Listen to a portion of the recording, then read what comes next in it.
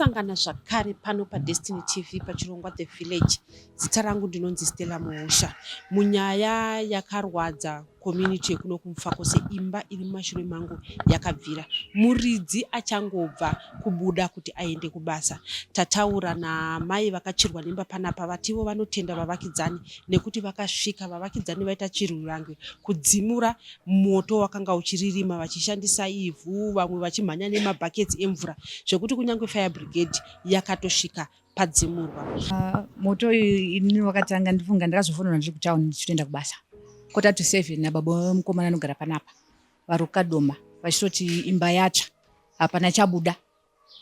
Momende ndingangota yuto ndakatosvika ma fire brigade akamira pari 2 vanhu vatodzima moto nemadhaga ndandasenda ndiza mugarden ako. Saka hapana kana chakabuda. Zvandiri zvese ndo zvandiri handina kana hembe yekuchinja kana chii. Kuputika kwese kukaita maglass uku. Imba ya uyu marata akatsemuka mabhimu akatsva saka landlord kuti ndigadzirise inini kana mari yekuti nditange kuti start handina kana kuti nditenge kuti hembe 1 handina nokuti hapana kana chakabuda. Sei landlord vari kuti mugadzirise vari kutendeseka here kuti imimi ndimi makaita kuti imba iyi itsve uye moto uri kunzi wakatangira pai zviri kumbofamba sei?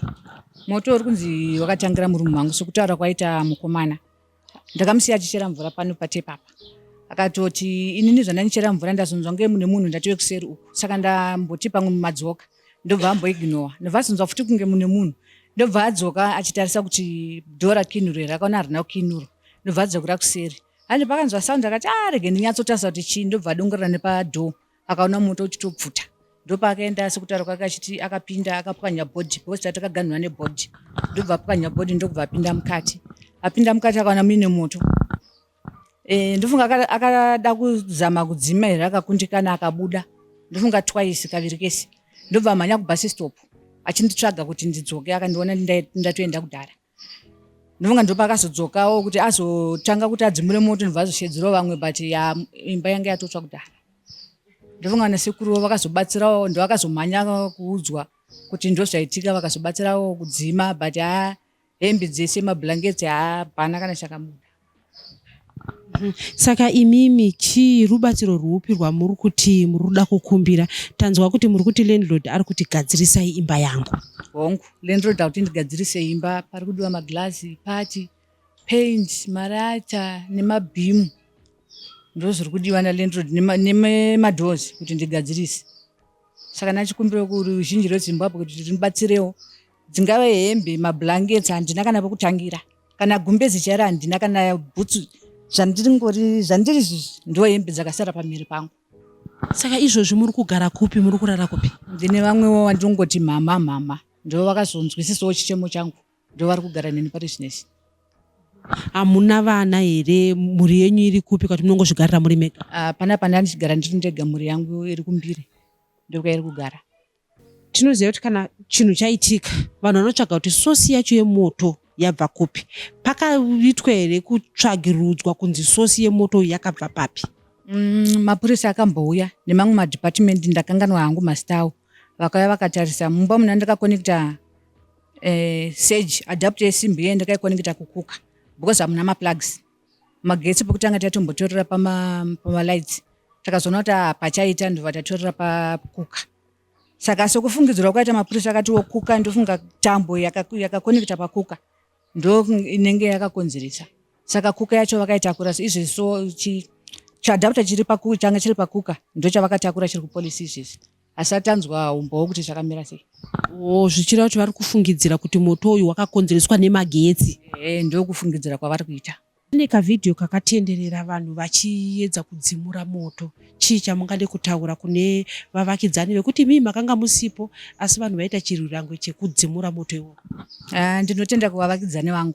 Dai pasina vavakidzani ndofunga dzimba dzakawanda dzingadai dzakatsva. Ende kune vamwe vacho vakatora vidhiyo ngavataure chinhu umbowo wavanenge vaona. Kwete kuti ndofunga ndasiya aini yakabaka. Aini haisiriyo yakabakisa moto. Aini itoripo. Neutsi hwayo aini itoripo. Vamwe vakati gasi tangi rakabudiswawo nevamwe mai. Muvakidzani wangu futi akabudisa gasi tangi. Saka zvezi kutaura kunzi aini ndo yakakonzeresa moto kunyepa. Aini itoripo. haina kutsva. Gasi tengi racho riripo mamusina kubatidza gasi. Gasi dhee racho handrambobatidza gasi, ndakatogesa mvura inotonhora. Ndandatononoka futi kubasa. Gasi ranga sina kutombobatidzwa. Dai ranga rakabatidzwa ringa dai rakaputika. But rakabudisa sezvariri risina kana moto kana chii. Aini tikatoiona pamarara pahembe dzatakutotsvagawo. Ndipo tikaona aini haina kana kutsva kana kuita sei. Yakangoitawo zvimarara zvakaita brown kuratidza kuti hutsi.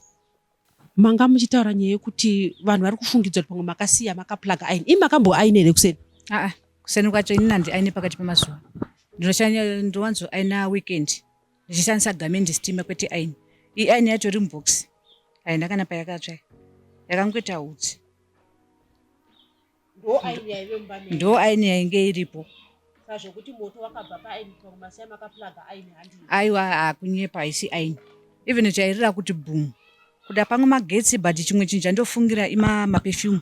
Perfume inoputika. Mosquito spray. Gaba racho rinoputika zvekare. Saka ndo zvimwe zvinhu zvairira kana mumba umu pakatsva moto. Kuri kuti pane vari kuti inini ndawana katusenza kakuti ndibatsirane nemi nedambudziko rakakuwirai, munobatikwa panhamba dzipi uye dzinoburitsa zita rekutani? Ini ndinobatika pa 0775 353 002 dzinoburitsa kuti tinasho parts. Zvichida mapurisa vachiona vachiongorora kuti zvinhu zvatsva zvingasvike, makaudzwa kuti estimate yacho ingasvike pamari? Yese mari vakati 2500 plus. Imba kuti ione kugadziswa nezvinhu zvenyu zvakatsva zvaive mukati. Exactly, vakati 2500 plus. Mama watataura navo vatiwo zvinhu zvakangosara, zvinhu zvavakapfeka ivo pamiri pavo. Mumba umu hapana kana chakabuda, zvekuti vari kuti chero chinokwanisa kuvabatsira kuti vakwanise kurarama. Musi wakabvira muimba iyi ndaitove ndiri mumba ndichigadzirira vana vechikoro. Saka ndakangonzwa kuti kurira, chinhu chakarira nesimba. Tikafunga kuti pamwe itsaona itika murodhi, tikabuda tichimhanya kuona vanhu vakazara, tikabvunza kuti ko chii chiri kumboitika, zvikanzi imba iri kubvira. Ndakamhanya ndikauya ndikatoona vanhu vari kutodzimura moto, ndikatodedza vanhu ndikati uyai tidzime moto nepatinogona kuti zvinhu zvisaparare mumba umu. Asi unfortunately zvinhu zvakaparara, hapana kana chinhu chakabuda. Ewa zvinonzwisa tsitsi, zvinorwadza, nekuti tete tinoti tete ava vatakagara navo muraini medu zvakanaka. Ini ndinogara hangu pa 47 pamaropa apa. Aiwa tete takagara navo zvakanaka. Imba yakangotanga kungobvira vasipo vachangobuda kuenda kubasa. Zvinhu zvinorwadza, zvinhu zvinonzwisa tsitsi. Tete vakasara vasina kana chinhu kana chii, vakangosara nehembe yavo yepamwiri, hapana kana chakabuda. Wardrobe yakatsva, mubhedha wakatsva, hembe zvainzwisa tsitsi. Asi takagona hedu kudzima moto nemvura nemadhaga. Ndichida kutenda futi necommunity.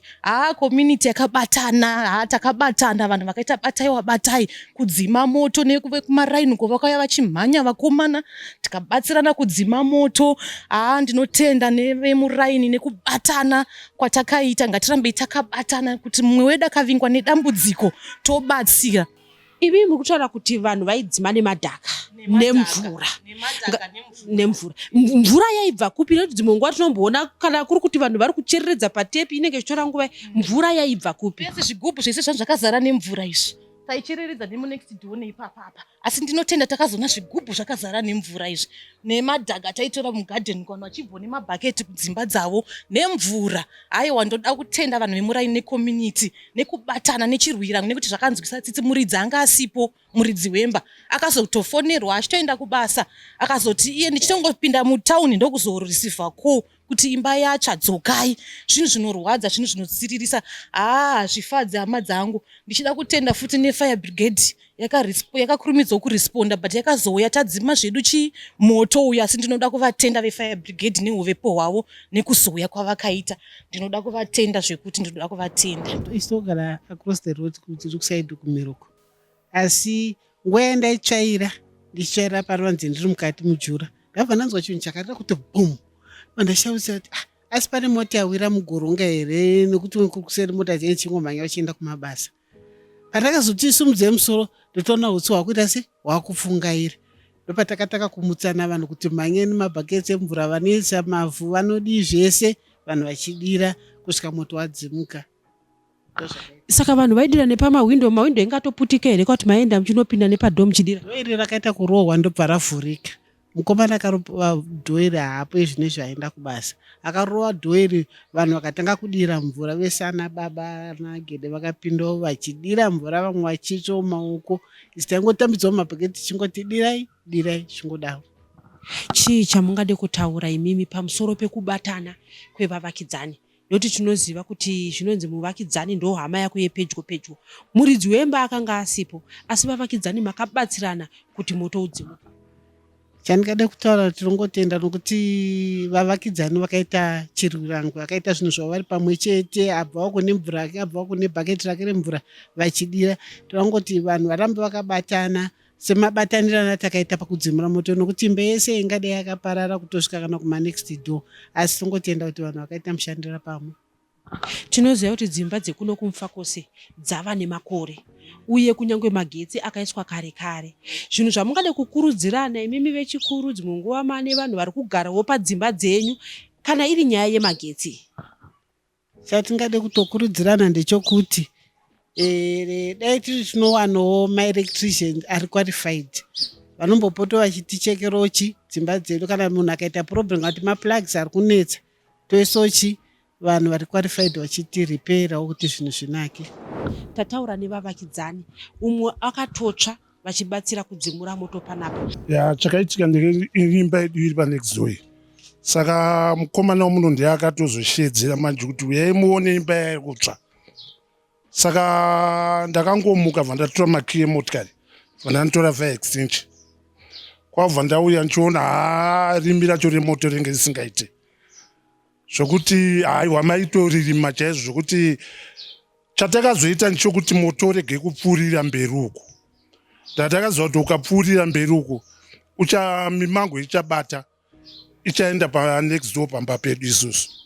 Saka aiwa fire extinction nevanhu vakakati kuti kanyai madhaka mukande moto udzime, ndo pawakazotiwo moto kudzima manje. Zvokuti fire extinction yakatozoya dzakauya dziri tuma firefighters wakauya dziri tumota but moto kenge wadzima. Moto wakadzimwa nevavakidzani. Takatotsva ini.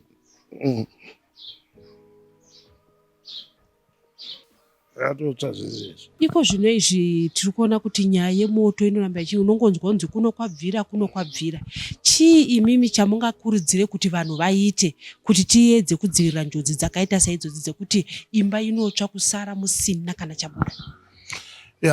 But ini ndinokurudzira vanhu kuti ndakuti at last mapurisa akauya first. Mapurisa eZeta Marimba akauya akatisa hatigone kutsanangura kuti moto uyu waita sei, wakonzeredzwa nei, and of sure kuti tizive kuti wakakonzeredzwa nei hauna. Gas stand rekenge ratobviswa raiswako renge isiri gas stand. Saka vakati chimirai pane mapurisa achauya hanzi forex what weforensic wachauya ndiwo wachazwa kutaurirai. Saka wakazoya vari 2 groups vawazouya. Ini ndakazovabvunza kuti chii chakonzeredza kuti moto uyu unhingirike. Zvikanzi uya kunobva uya neni kunoko. Kwabva asviko nhingirika tambo dzeke dzatsva dzemagetsi dziya dzinofambisa nemoto. Zvikanzi uri kuona tambo idzi dzatsva asi hadzina kudambuka. Futi tambo dzatsva asi hadzina kudambuka. Chuya chitipa extension yawaitorera moto ubva kukuka ichizobudisa futi light panze apa. Chuya saka ikenge ine tumapundu extension iyo.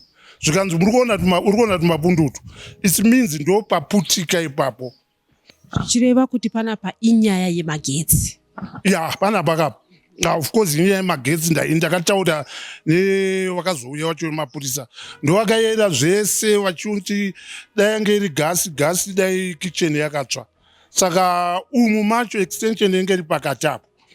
Saka pakati ipapo yenge iri ndo penge paine wash and basket. Saka kuputika kwayakaita kuya ndo kutanga kubvira kwayakaita mbichana zvaibatidza ichi wash and basket riya. Mukomana paakazovhura paya it means mhepo yakabva yaita sei, yakabva yapinda frame yakurisa.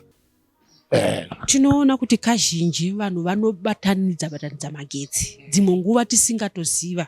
Dzimwe nguva pamwe poti panofanira kunge pachidedzwa munhu ane ruzivo kuti aite zvemagetsi. Asi tongoti aiwa batanidzai, torai sellotape mubva masunga, vamwe vanotosunga kunyange nejira chairo vachiedza kusunga tambo dzemagetsi idzodzi. Chenjedzo yamungade kupa imimi kuvanhu kana panyaya dzemagetsi ndeyekuti kudii? Chenjedzo yandingaipe kuvanhu ini ndeyekuti kana vaine ma-extension code anoonekwa maplugs aya ngavarege kuisa padhuze kana nemubhedha kana kuti ndazviri easy inoswaka mbichana kuti izonika pakangovhurwa chete mawindo kana madhoo moto unonikirika unobva wabata.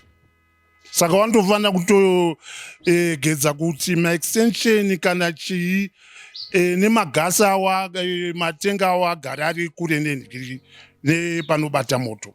Muvakidzani wenyu ari kutenda kuti akabatsirwa nevanhu vakadzimura zvichida pamwe dai imba yese yakabva yatobvira asi vavakidzani vakavabatsira asiwo vataura vachitaura kuti ivo changosara ihembe dzavakapfeka pamiri zvichida zvinhu zvamungade kutaura kukumbirawo kune vanhu kuti muvakidzani wenyu abatsirike. Chandikakumbire ndechekuti zveshuwa hapana kana chakabuda teketi pano, hapana vakasara nezviri pamiri pavo. Kunenge kuritowo chikumbiro vanokwanisa kuti vabatsire nemweya waMwari kuti vaonewo kuti vaone chekuti vanopfeka nechekudya just because zvazvirika ndarendroti anoda imba yake yakaita sei nemapinzire aakakuita akapinza magetsi arimo magetsi aripo zvangofanira zvokuti ukarovera mota yemunhu iwe ndiwe unotofanira kuita sei ndounofanira kutomaintaina uchibhadhara. Tataura zvakare nomwe mugarisani wekuno kuMufakose ati panyaya yakadai panoda chirwirangu. Maonero andinoita ndekuti ndakatoshushikanawo ndanzwa kuti pane imba yatsva, so it was my concern yekuti ndakatega ndisvikewo paground ndione, because if you imagine kuti imba yatsva, you know there is loss, even loss of life. Saka ndasvika ndakaona vanhu vakawanda. I was happy to see fire brigade yanga yatopawo panzvimbo, but most of the job was done. Saka chekutanga ndangotenda maneighbors nevavakidzani neshamwari dzakauya dzikamira kubatsira pakudzimura moto. So secondly, I could see kuti vamwe vanhu vaitobatikana nazvo vachiona, and I was also surprised to see vamwe vachitotora mavideos, vamwe vachida kutomirira kuona kuti tenende yacho kana yasvika ada kutora video toone reaction anoresponda sei, achachema sei. So find out pakaita problem kune vamwe vanhu vanobatsira kwete vamwe vanenge vachitoseka. But my education today ndeyekuti chinhu chakaitika mucommunity, this is an accident. Motikari nyowani chaiyo inogona kutsva as a result of electrical fault. Tambo nedzimba dzedu dzagara idzi kwemakore dzinogona kudisconnecta dzotacha dzotsva. Saka problem yemagetsi inogona kuwanikwa at any given time to anything chingori nemagetsi. So people should feel pity in a community, also including even the owner of the house. Vanofana kuve nemoyo murefu when such incidents happens mukati meupenyu, kuti munhu asarudze kuti imba itsve kana kuti atsvirwe nezvinhu. It's not a matter of choice, but it's by accident. So my plea to the community ndeyekuti kana wana munhu avingwa neproblem, they should have a heart to give, a heart to help, sezvakademonstratwa nemaneighbors. And also even kana iwe uri muridzi weproperty, kona munhu avirwa nedambudziko iroro anga asingagare ari enemy, enge itori family, nekuti iye anenge achitokupawo something uchitorevisiva something to earn.